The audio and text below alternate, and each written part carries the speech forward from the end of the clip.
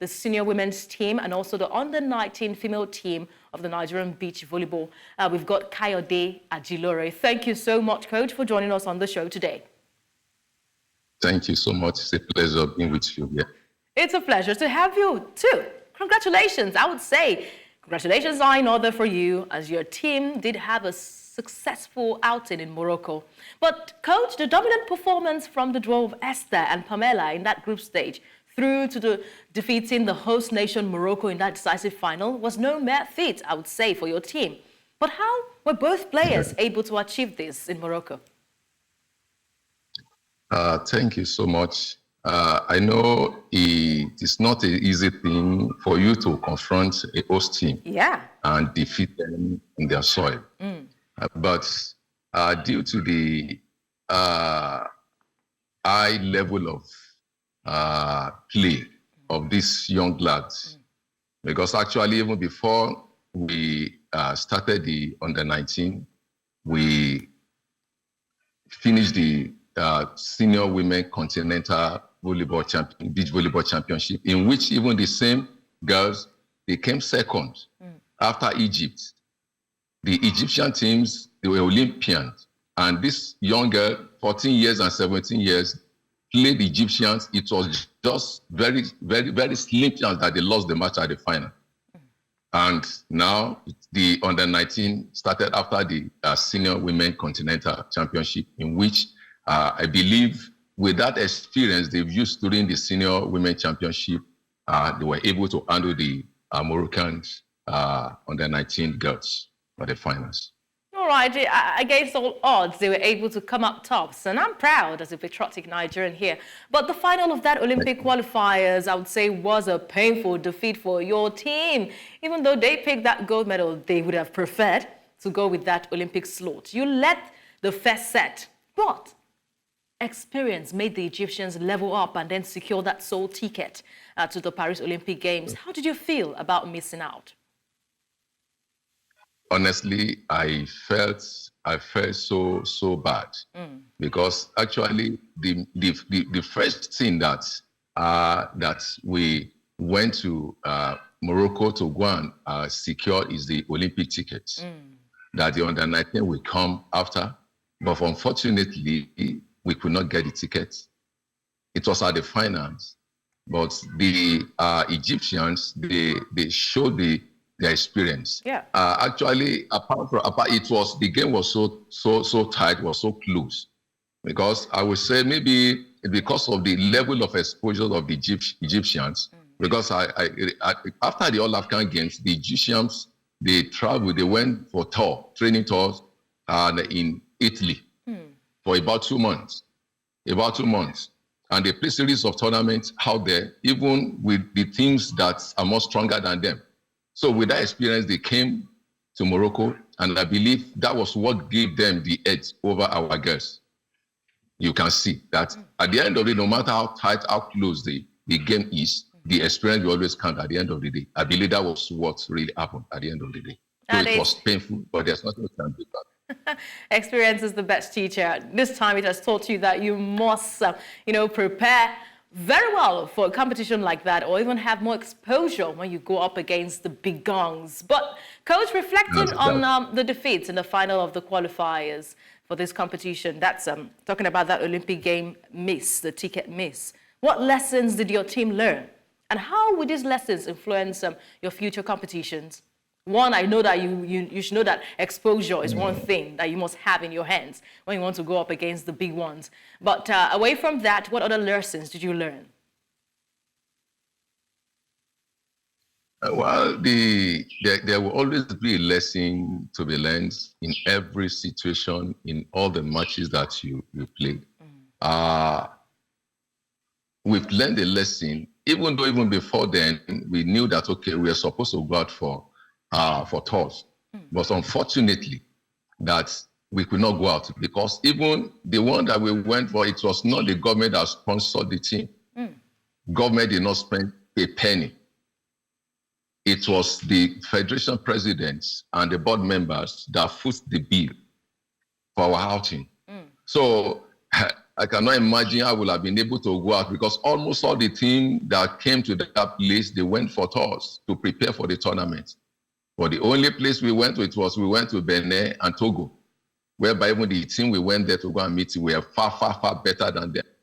Understand? So I believe that I just hope that the next time that the Ministry of Sports, the government will be able to come out and assist so that we'll be able to prepare better than the way we are preparing.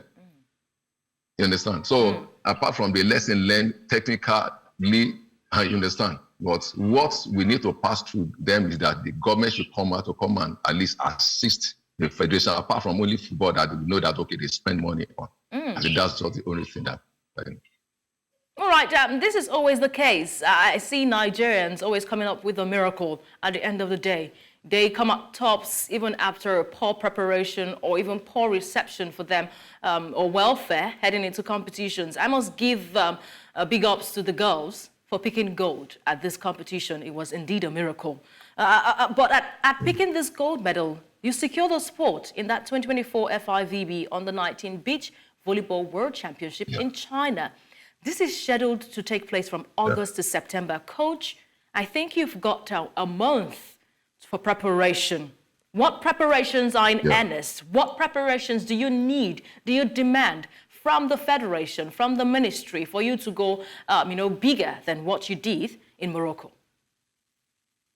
Actually, right now, the discussion on the way to go for some other tours, at least to prepare the teams for the World Championship, because I know this one is higher than the African level.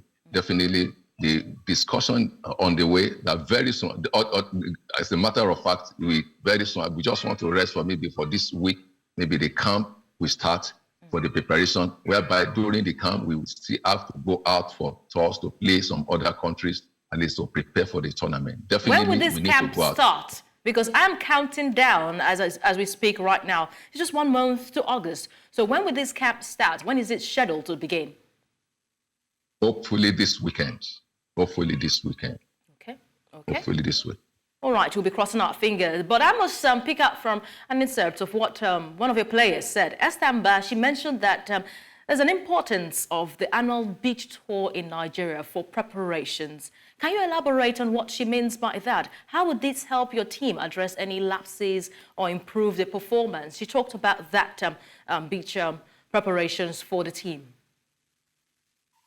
Actually, in Nigeria, I believe even in the West Africa, it's only Nigeria that played the beach tour in Nigeria. We have 3 phases every year playing the beach tour. I believe even the players were discovered from all these tournaments.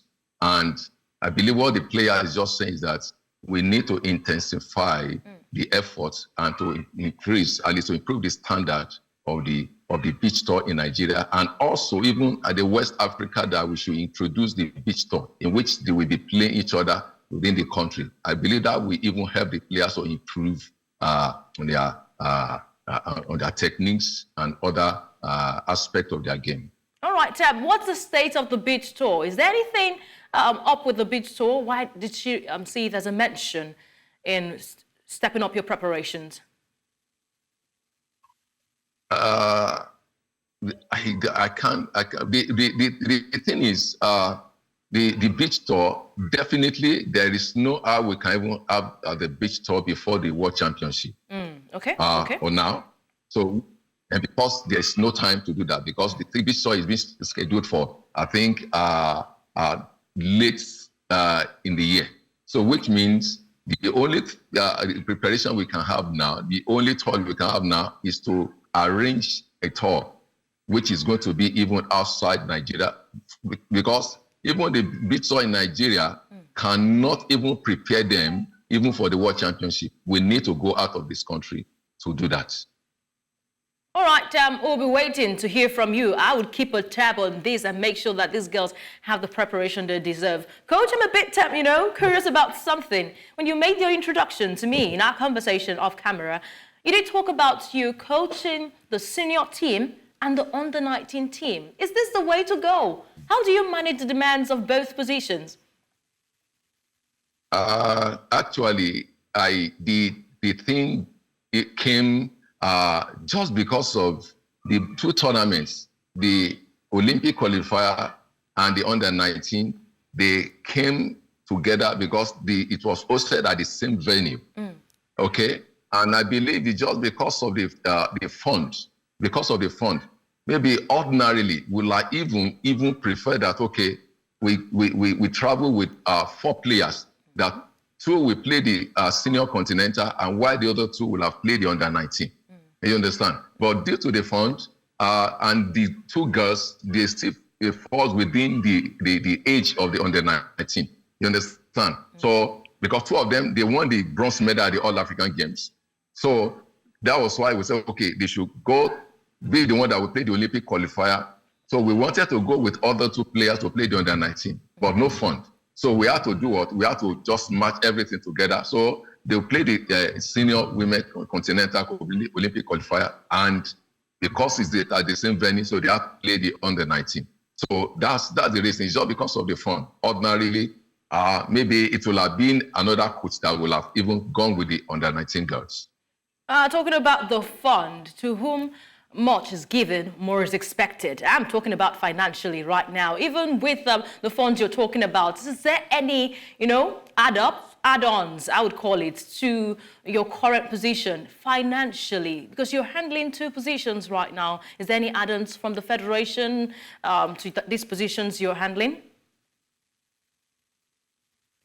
When you ever talk handling this position, I'm not the only person handling this. Actually, when we were in camp, we were 2 coaches. Okay. They were in camp. Like I said, it was because of the funds. The 2 coaches will have traveled with the team. You understand? So because there was no money, you know the cost of the tickets and one person funding it. So definitely that we tried to say that, okay, we travel with the 2 coaches, but it was not possible because there was no money. But we have other coaches. We have other coaches. Okay, all right. I'll be also keeping a tab on that, making sure that you're not taking too much than you can bite. But it's a wonderful thing that these girls have been able to bring the gold medal. Yes, they got that reception at the airport at their arrival in the country. But how do you plan? Let's look ahead right now. How do you plan to build on that recent success from Morocco, both from the women and the men's team, to ensure that we have this continued growth and achievements in Nigerian beach volleyball? The plans are already on the way. Actually, when we invited the players to the camp, we had like 9 players. We had 9 players, and we are already building on the future, so that when this one, as they are growing, the other ones are coming behind them. So that was why we had to invite the younger players, so that at least we know that we have a continuity. And definitely will not be a gap in between them. So the plans are already on the way. Good sight for the future there, Coach. We have been speaking to the coach of the senior and under-19 female beach volleyball team, Kayode Ajilore. Thank you so much for joining us on In the Game today. We do appreciate your thoughts, and congratulations once again. Thank you so much. It's a pleasure being here. Thank you so much. Always a pleasure to have you.